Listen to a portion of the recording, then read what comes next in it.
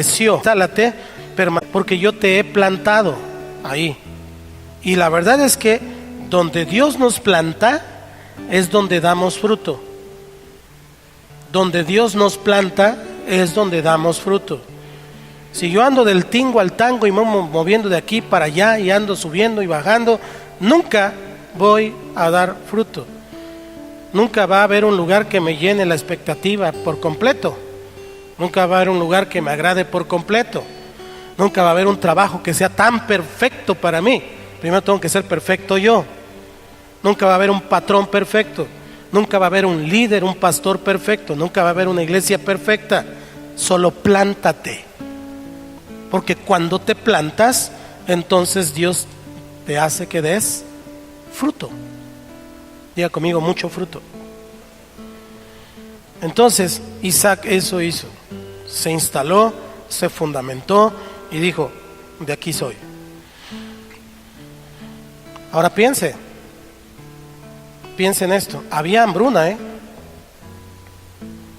No eran los pastos verdes, no eran las montañas llenas de aves y de animales silvestres. Había hambruna, la tierra no daba fruto. Una hambruna significa que no ha habido lluvia, que la tierra está estéril, no hay manera. Aunque tuvieran dinero, aunque no se usaba en ese tiempo, pero cuando hay una hambruna, aunque haya dinero y no hay alimento, háganle como le hagan, no hay que comer. Eso es lo que estaba pasando ahí. Y Dios le dijo, ahí quédate,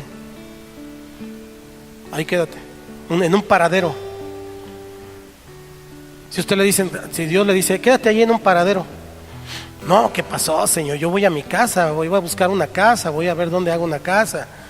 Y entonces me voy a Egipto para ver si allá hay materiales. Pero Dios le dijo, hey, ahí quédate, te he dado promesas y las voy a cumplir por amor de mi siervo Abraham. ¿Hola? Y en ese paradero, ahí en ese lugar, permaneció. Usted y yo necesitamos instalarnos, necesitamos fundamentarnos, establecernos, para que Dios nos haga fructificar y para ponernos en el centro de su bendición. ¿Cómo dije? En el centro de su bendición.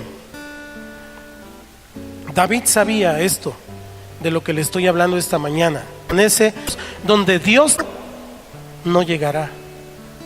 Puede haber guerra acá, puede haber guerra allá, puede haber hambruna aquí, puede haber hambruna allá, puede haber carencias aquí, carencias allá, puede haber maldiciones allá, puede haber violencia allá, pero tú que estás en el centro de la bendición de Dios, no llegará. Fíjese la importancia de lo que estamos hablando esta mañana. David plantó allí su tienda. Dijo, no, es que está muy lejos, no me conviene, necesito ir más cerquita. No, pues acá estos son mis amigos y estos son mis compadres y cosas como es. Donde Dios me planta, ahí es donde tengo que estar.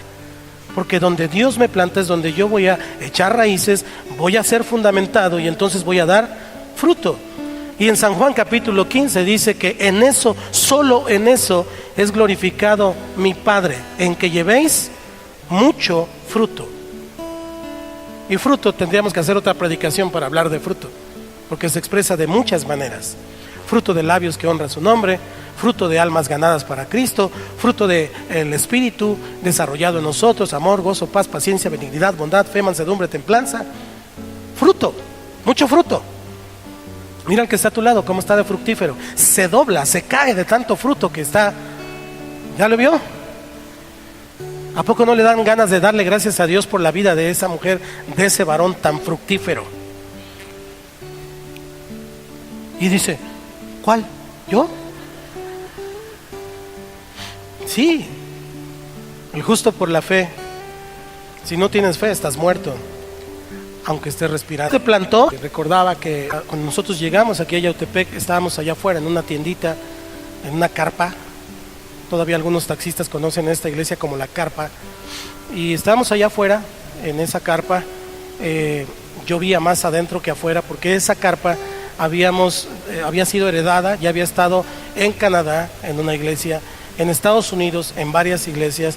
Luego llegó a Jojutla por un buen tiempo, y luego se fue a Cuautla por otro buen tiempo, y finalmente vino a dar a Yautepec. Ya puros remiendos trajeron acá, pero ya bien ungida. ¿Vamos acá?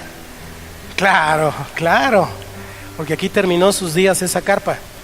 Lo que hicimos, lo que pasaba es que venía el viento y entonces la carpa se elevaba, aunque estaba con estacas y estaba bien puesta. En la hora del culto a veces los hermanos estaban colgados de los tubos, volando literalmente, porque la carpa se elevaba. Bueno, era bien divertido, pero finalmente hemos permanecido. Algunos están aquí desde ese tiempo, se han plantado y han dado fruto. Éramos como 30 personas, después de la debacle quedaron como 30 personas, 40, no sé. Y hoy, para la gloria del Señor, hemos crecido, hemos tenido mucho fruto, por una sola razón. Yo le creí a Dios, mi esposa le creyó a Dios, mi familia le creyó a Dios. Plántate en ese lugar. Pero está bien gacho. No había nada, eran puros terrenos baldíos. ¿Quién va a venir aquí? El Señor dijo: yo te voy a bendecir y yo te voy a hacer fructificar. Y Él cumple sus promesas.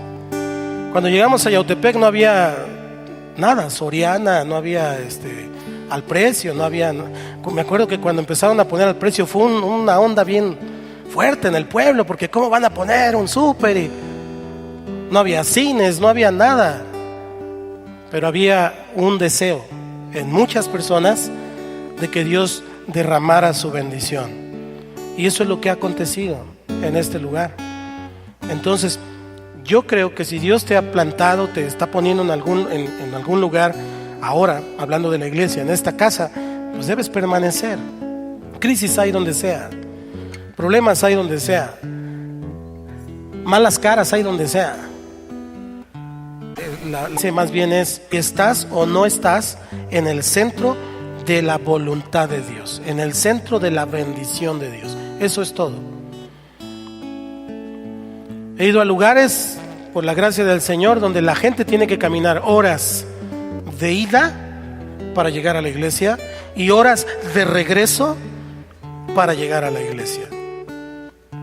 Tiene que pagar mucho dinero incluso para su transporte, porque no hay otro lugar donde congregarse, donde estar. Pero además porque entienden que ahí los plantó el Señor. Hoy la iglesia pone muchos pretextos y en lugar de buscar la voluntad de Dios, busca su comodidad.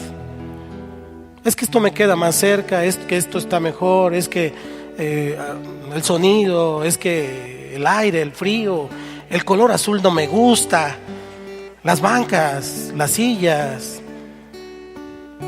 Nunca hay fruto.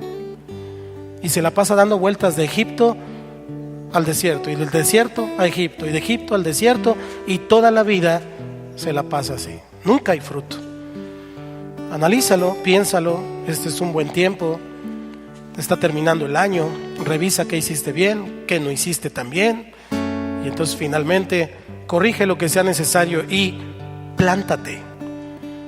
Plántate. La bendición está en donde Dios te planta. Fíjate bien lo que hizo Isaac: obedeció, pero también creyó.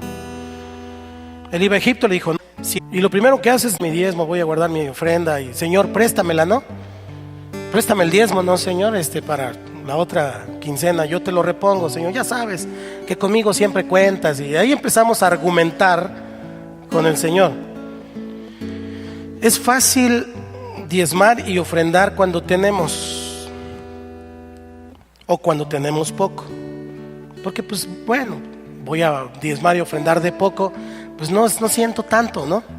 Es fácil diezmar y ofrendar cuando tenemos, pero la fe es probada cuando no tienes y todavía diezmas. La fe es probada cuando tienes mucho y diezmas de lo mucho, porque es fácil diezmar de poquito, pero cuando ya dices: híjole, tengo un montón, gracias Señor porque me has bendecido.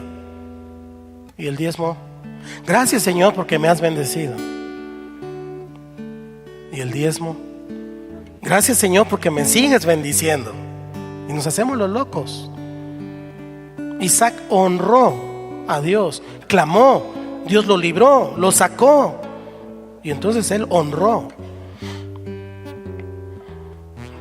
No voy a decir aquí, pero conozco muchas historias en toda la Iglesia Universal de Cristo.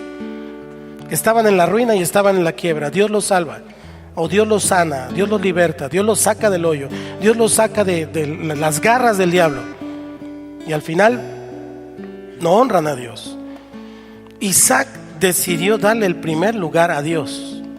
Eso él decidió, porque Dios debe seguir siendo el primero en cualquier circunstancia, tenga o no tenga, pueda o no pueda, esté o no esté. Yo tengo que tener en mi corazón en primer lugar a Dios. Él no quiere un segundo lugar, un tercer lugar. Él no quiere lo que me sobra, el tiempo que me sobra, las condiciones que me sobran. Si Él es mi Dios y Él me ha salvado y Él me ha perdonado, entonces Él es primero, antes que nadie y antes que todo. Esa es una relación sana con Dios. Isaac lo decidió, y en medio de la crisis sembró en Gerar. Este es un punto muy importante que tenemos que mirar. Él sembró en Gerar, en el lugar de permanencia, en el paradero. Pero también le dije que significaba grano. Ahí sembró. Y dice la palabra, fíjense bien, ese lugar todavía ni era suyo, Él iba de paso, todavía no era suyo. Dios le había prometido que se lo iba a dar, que lo iba a bendecir, porque se lo prometió a Abraham, pero todavía no era su tierra. Y él sembró allí, y dice la palabra que ese año cosechó 100 por 1. Génesis capítulo 26, versículo 12 y 13. Estamos en el pasaje central que tenemos esta mañana. ¿Cómo dice? 1, 2, 3. Sembró Isaac en aquella tierra y cosechó aquel año 100 por 1, y le bendijo Jehová. Versículo 13. El varón se enriqueció y fue prosperado, y se engrandeció hasta hacerse muy poderoso. El 100 por 1 no es únicamente una remuneración de 100 veces más lo que das. El 100 por 1 tiene que ver no solamente con bendición en el sentido de multiplicación. Ahí dice se enriqueció. También tiene que ver con prosperidad. Y prosperidad no siempre tiene que ver con dinero. Prosperidad tiene que ver con justicia, paz y gozo en el Espíritu Santo. También dice que se engrandeció. Es decir, Isaac no era nada, no era nadie, era un perfecto don nadie. Pero cuando él tomó en cuenta a Dios, entonces Dios lo llevó a más y lo engrandeció. Isaac comenzó a ser conocido. ¿Ya conoces a Isaac? ¿Cuál Isaac?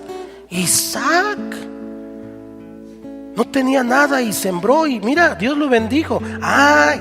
Isaac. ¿Qué Isaac? No, no es Isaac. Para ti, para mí es don Isaac. Lo engrandeció hasta hacerse muy poderoso. Si usted se da cuenta y lee todo el pasaje, después todos los habitantes de alrededor le tuvieron envidia. Tuvo poder, tuvo influencia. Vinieron los reyes de otras naciones, porque cuando nosotros hacemos eso, Dios nos da todo eso. La bendición del Señor no implica únicamente ese asunto de darte un poquito más. A veces nosotros lo enfocamos en eso. El 100 por 1 es mucho más que eso. Es mucho más que 99 semillas más que la una que diste, ¿no? Es todo esto que dice aquí. Se enriqueció, fue prosperado, se engrandeció hasta hacerse muy poderoso. ¿Cómo fue eso posible? ¿No había hambre en la tierra? ¿No leímos al principio y la semana pasada que había hambre en la tierra? ¿Cómo es posible eso? ¿Él era diferente a los demás? ¿Cuántos dicen que sí? Levanten su mano. ¿Cuántos dicen que no? Levanten su mano. Ahora levanten su mano los que nunca van a levantar su mano cuando yo diga que levanten su mano. ¿Ni así? La respuesta es sí y no, las dos. Él era diferente, sí y no. No porque era un ser humano como cualquier de nosotros que estaba pasando por una crisis como las de cualquiera de nosotros hemos pasado, juntando las moneditas para el kilo de tortillas, para el pasaje, para lo que sea. Yo sé que les ha pasado. Alguna vez, hace muchos años me pasó. Pero entonces sí era diferente, porque él era el hijo de la promesa. Él era el hijo de la promesa. Y tú y yo somos descendientes de esa promesa.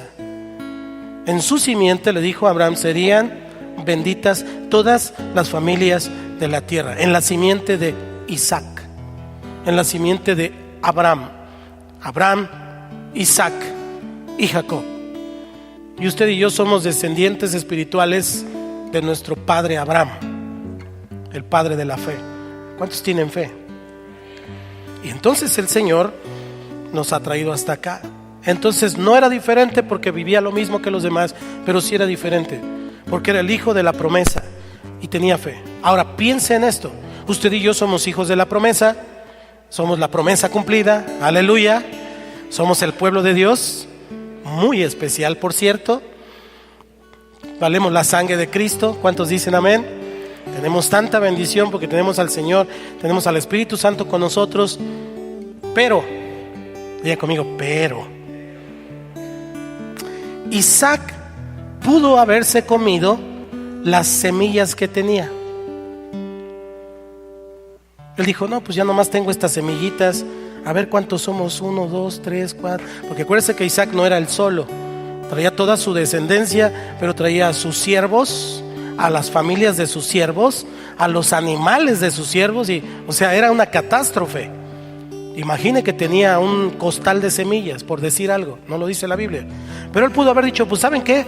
Vamos a hacer el último arroz, y aquí este arroz se coció y tan tan. Cada quien agarre por su lado y váyanse. No sé, él pudo haberse comido todas las semillas que le quedaban, pero en lugar de comerse las semillas, prefirió creerle a Dios. Y como le creyó a Dios, sembró lo que tenía. No se lo comió, lo sembró, creyendo que daría mucho fruto. Y entonces Dios bendice la fe, no la necesidad. Tú puedes tener muchas necesidades y te vas a quedar con ellas si no tienes fe. Pero si tienes fe, entonces Dios bendice la fe. Por eso usted y yo vemos que en el mundo hay muchas cosas y decimos, ¿dónde está Dios? Bueno, la gente ignorante dice, ¿dónde está Dios? ¿Por qué pasa esto aquí en este lugar o en esta ciudad? Bueno, si usted investiga un poco se va a dar cuenta que el santo patrono es un palo, es una piedra, y pues hay que le pidan a su Dios su bendición, ¿no? Pero cuando hay fe en el Dios de la Biblia, Dios siempre bendice. Dios es bueno y Él transforma y Él cambia todas esas circunstancias. Entonces, eso hizo Isaac en una tierra donde había hambruna. Es una locura si lo piensa. O sea, Isaac, puedo escuchar la voz ahí de su mujer o de sus compañeros. O sea, Isaac, de plano estás loco, mano. ¿Cómo me estás diciendo que vamos a sembrar si estás viendo que no hay nada? Isaac, ¿sabes lo que significa hambruna, Isaac? Mira, aquí está en el diccionario. Hambruna significa no hay nada que comer, la tierra no sirve. Y entonces Isaac les contestó, tengo una promesa de mi padre. De mi Padre Celestial que le hizo a mi Padre natural. Y Él dijo que me iba a bendecir y que yo iba a fructificar. Así que háganse a un lado. Si no quieren sembrar conmigo, cáiganle, pero yo voy a sembrar. Y Él sembró y comenzó a sembrar. Y cuando sembró, Dios bendijo su fe. Dios bendice la fe, no la necesidad. La necesidad en realidad es para ayudar tu fe. Es para que a través de la fe podamos seguir creciendo en el Señor. Así funciona en el reino. ¿Cuántos habitantes del reino están aquí? ¿Por qué? Porque Dios es glorificado en medio de la crisis. Es en medio de la crisis donde Dios es glorificado. La fe es glorificada en medio de la crisis porque estamos creyendo. No se puede decir que tengamos fe cuando nos está yendo bien. Podemos tener gratitud, podemos tener otro tipo de situación, pero la fe es probada en la crisis, porque es ahí donde se hace real, pero también donde se manifiesta lo que Dios ha prometido. ¿Cómo vamos a ver la mano de Dios si no pasamos por pruebas? ¿Cómo vamos a ver la mano del Señor si no pasamos por el desierto a veces? Cierto que no lo queremos, pero cuando pensamos en la bendición es la única manera de que Dios lo muestre en medio de situaciones complicadas. Así que yo te digo en esta mañana, Si tú tienes problemas económicos, es tiempo de sembrar. No estés esperando que venga un ángel con una bolsa de dinero del cielo y te salve. Funciona exactamente como en la tierra. Si tú siembras una semilla, entonces Dios te multiplica. Si no siembras nada, no cosechas nada. Si siembras poco, cosechas poco. Si siembras mucho, cosechas mucho. Al 100 por 1, 30, 60 y 100 por 1. Y no estoy hablando solo de dinero. ¿Quieres amor? Siembra amor. ¿Quieres respeto? Siembra respeto. Hola. Todo lo que tú quieras, siémbralo primero. Y después te llegará multiplicado.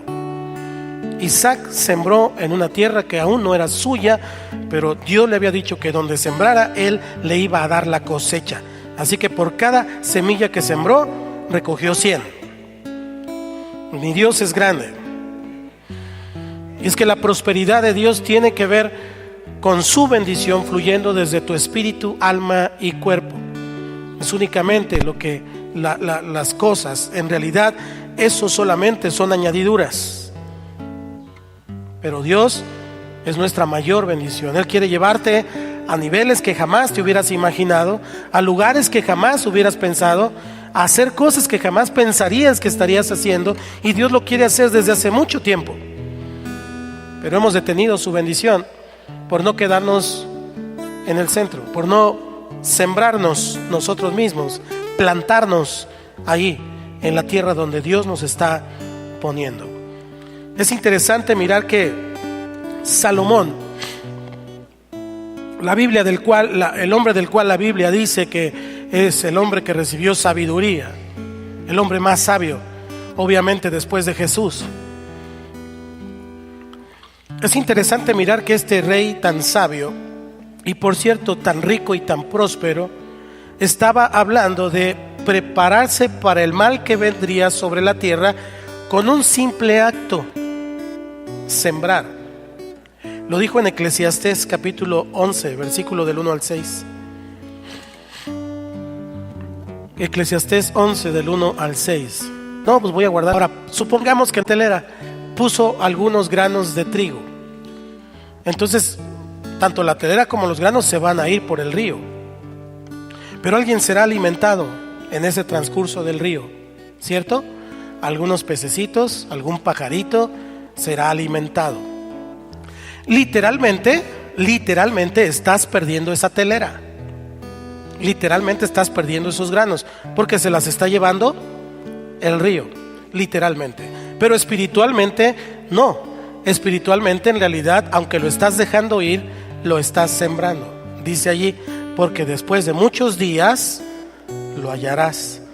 Reparte a 7 y aún a 8, porque no sabes el mal que vendrá sobre la tierra. Es decir, siembra mucho, reparte a 7 y aún a 8.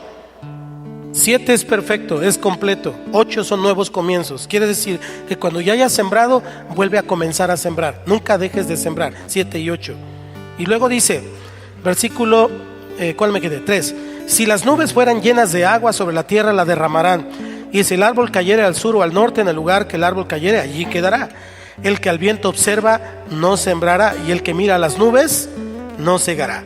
Como tú no sabes cuál es el camino del viento, o cómo crecen los huesos en el vientre de la mujer encinta, así ignoras la obra de Dios, el cual hace todas las cosas. Por la mañana siembra tu semilla, y a la tarde no dejes reposar tu mano. Es decir, sigue sembrando, porque no sabes cuál es lo mejor, si lo que sembraste en la mañana o lo que sembraste en la tarde, si esto o aquello, o si lo uno y lo otro es igualmente bueno. Salomón decía: van a venir pruebas, van a venir hambrunas, van a venir crisis, van a venir situaciones difíciles. Siembra. Siembra. Hoy tal vez el mundo y la cultura del mundo nos lleve a entender productos de ahorro, y vamos a ahorrar en esto, y vamos a ahorrar en aquello, y vamos a invertir en esto. Eso también es bueno. Pero tú no puedes confiar en el banco. Tú no puedes confiar en las asistencias. Tú no puedes confiar en, ¿cómo se llama el fondo ese para el retiro? Bueno, esa cosa. Tú no puedes confiar en tu Afore. Tú debes confiar en Dios. Y lo más que tienes que hacer es sembrar y darle a este y darle al otro. Invítale un taco a este, invítale un taco al otro, échale un rayo a uno. Siembra en la mañana, en la tarde. Tú no sabes cuál es lo mejor. Tú no sabes en qué momento incluso le estarás dando un vaso de agua a un ángel. Le abrirás la puerta a una persona que Dios envió para probarte únicamente. No dejes de hacerlo, dice el Señor. En Cristo siempre lo mejor está por venir. Apréndete esa. En Cristo siempre lo mejor está por venir. Este año fue excelente, pero el que viene será mejor. En Cristo lo mejor siempre está por venir.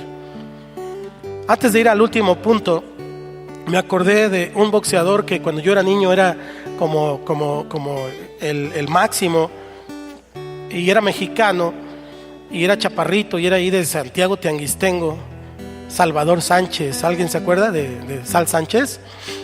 Bueno, los que son de mi rodada, sí. Yo vi una entrevista que me gustó mucho, porque cuando lo entrevistaron le decían, porque él era muy hábil, fue campeón varias veces, él era muy hábil, pero decía, de repente vemos que el contrincante lo acorrala contra las cuerdas, y entonces usted se queda así, como que la piensa un momento, pero después tiene una actitud férrea. ¿Qué es lo que usted hace para poder salir de ese ataque del contrincante? Y él dijo así: bueno, mi mayor defensa o mi mejor defensa y estrategia es salir dando. Yo salgo dando, me acuerdo de esa expresión. Me enconcho y después, cuando veo la oportunidad, empiezo a mover las manos mucho y salgo dando. Y salgo dando. Así por lo menos se hace a un lado. Si le pego uno, pues qué bueno, y si no, por lo menos me deja salir de ahí. Y yo me quedé pensando en eso. El enemigo a veces nos arrincona contra las cuerdas en muchos sentidos. ¿Por qué no aplicamos lo que hizo Salvador Sánchez? Hay que salir dando. Si sales dando, aunque el enemigo te arrincone, entonces usted y yo salimos dando, entonces Dios nos va a bendecir. ¿Le caes gordo a alguien? Bueno, siempre le caemos gordo a alguien, ¿no?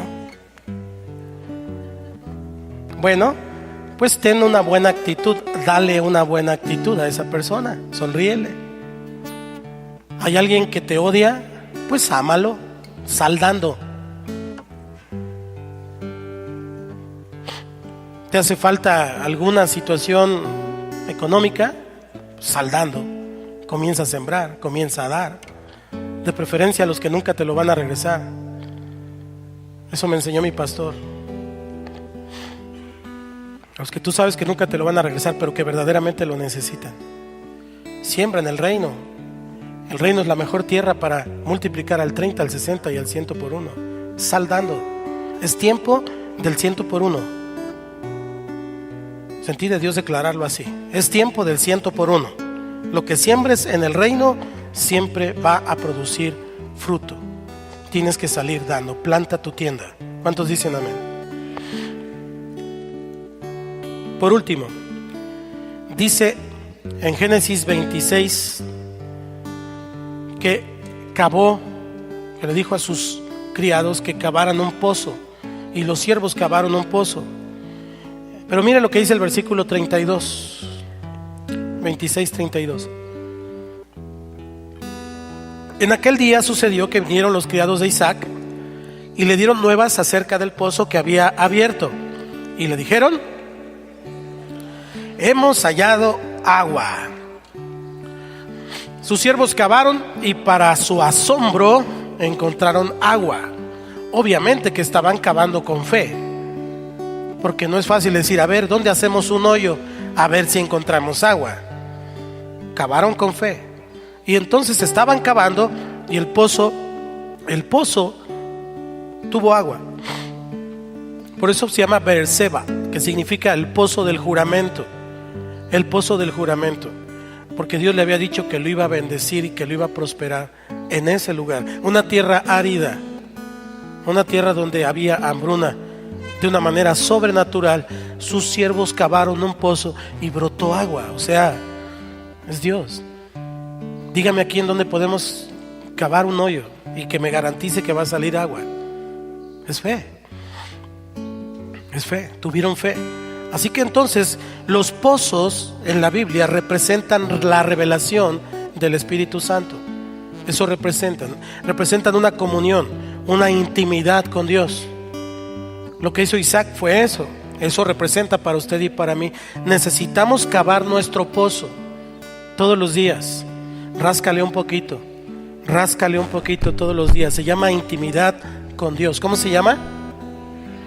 Así es, porque es ahí en la intimidad, es ahí en ese cavar el pozo donde tú y yo recibimos el agua. El agua es representativo de Dios, de la presencia, de la palabra. Pero también dice la palabra que significan las llaves de la revelación que el Señor nos ha dado para abrir puertas que estaban cerradas y que aún permanecían cerradas, tapadas y cerradas para nosotros. Pero cuando cavamos el pozo, entonces esas llaves nos da el Señor, las llaves del reino, y podemos abrir puertas de revelaciones que antes no teníamos, que estábamos tapados aquí y que no nos permitían vivir la vida del libro, la vida de bendición del libro, sino estábamos tratando de vivir una vida de bendición conforme a lo que nos enseñaron o aprendimos o como nos fue en la feria. Pero Mateo 16:19 dice, ¿cómo dice? Y a ti te daré las llaves del reino de los cielos, y todo lo que atares en la tierra será atado en los cielos, y todo lo que desatares en la tierra será desatado en los cielos. Yo ato a bendición a esta iglesia.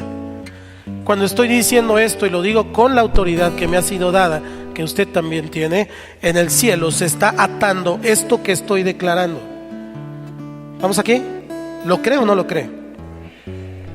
Y también si desato aquí en la tierra algún asunto, yo lo desato a bendición, lo desato a fe, lo desato a prosperidad. Entonces allá en el cielo también es desatado todo eso que nosotros hacemos. Las llaves, revelación. El pozo significa revelación.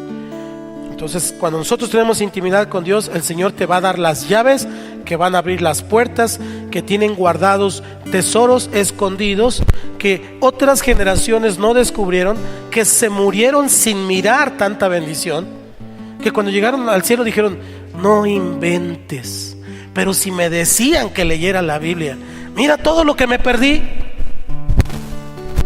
Lástima, Margarito, le van a decir allá en el cielo. Pudiste haber tenido una vida buena, pero preferiste ver el partido. Y lo peor no era eso, le ibas a la América, eso era lo peor. Casi escucho a Pedro decirle eso.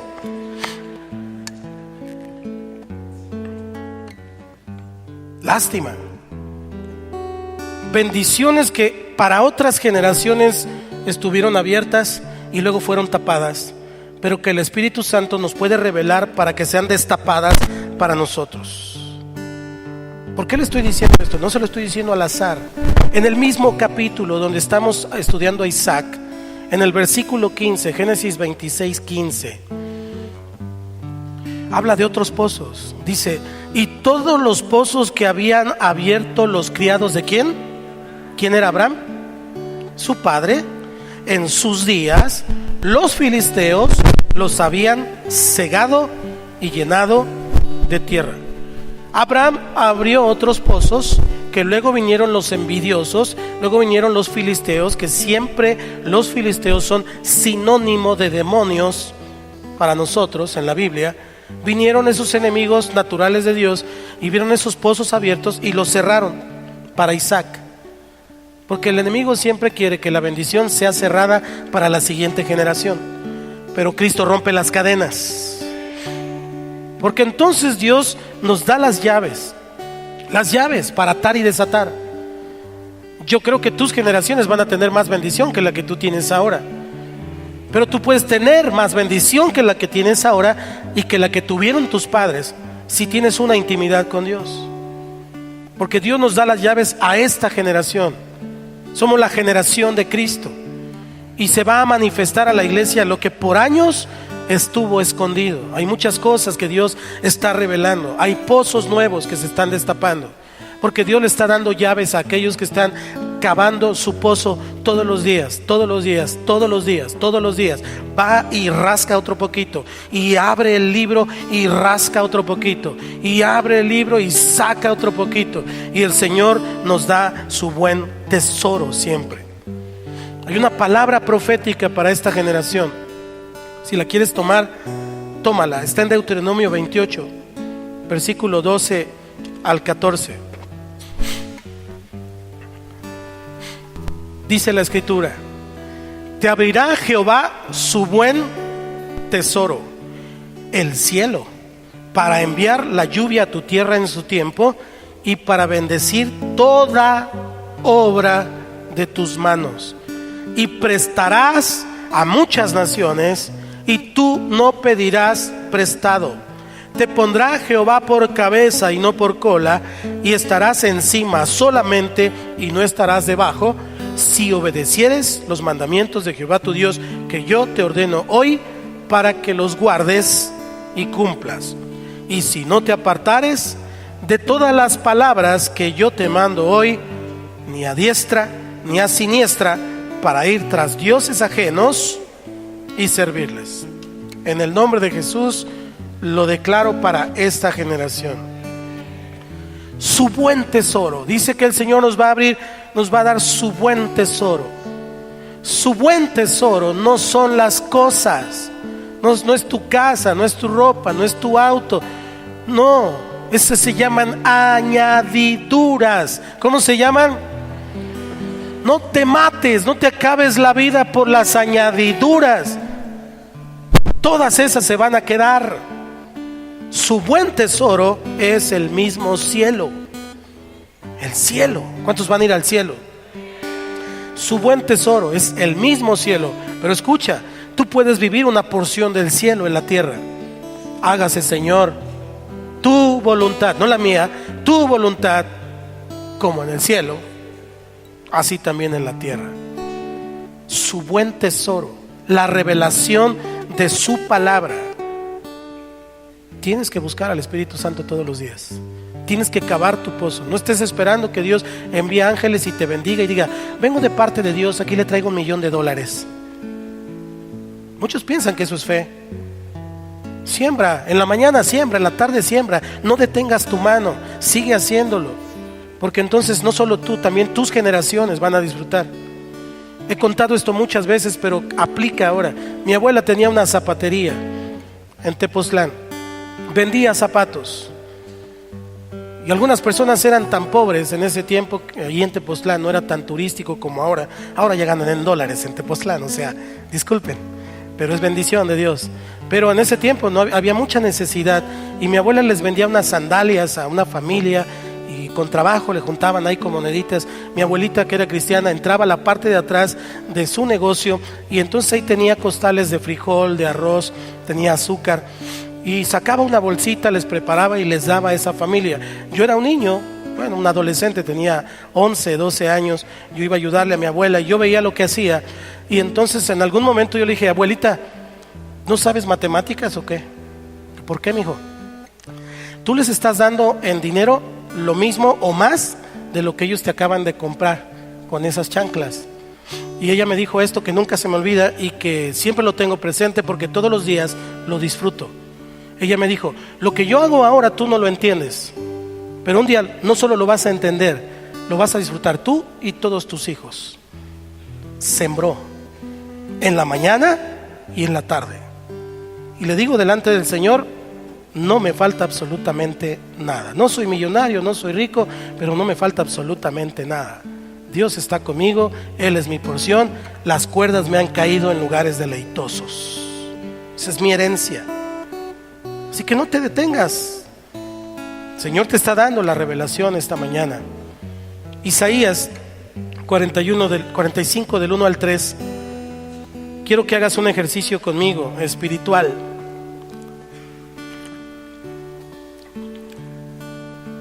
Dice: así dice Jehová. Isaías: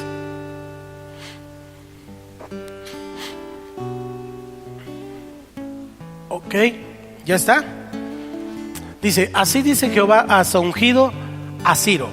¿Ok? La Biblia nos enseña que podemos orar con la palabra. ¿Cierto o no es cierto?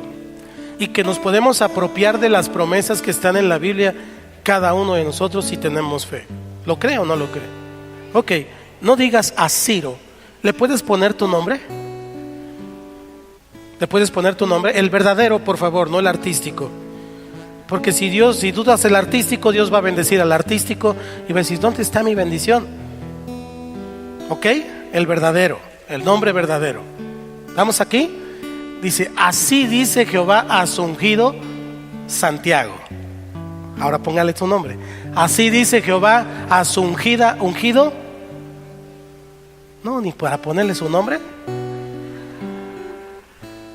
Señor, así como pues. 1, 2, 3.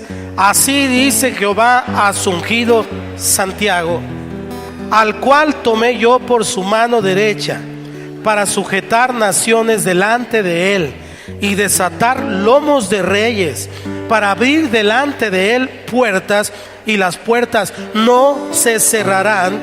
Yo iré delante de ti y enderezaré los lugares torcidos, quebrantaré puertas de bronce y cerraré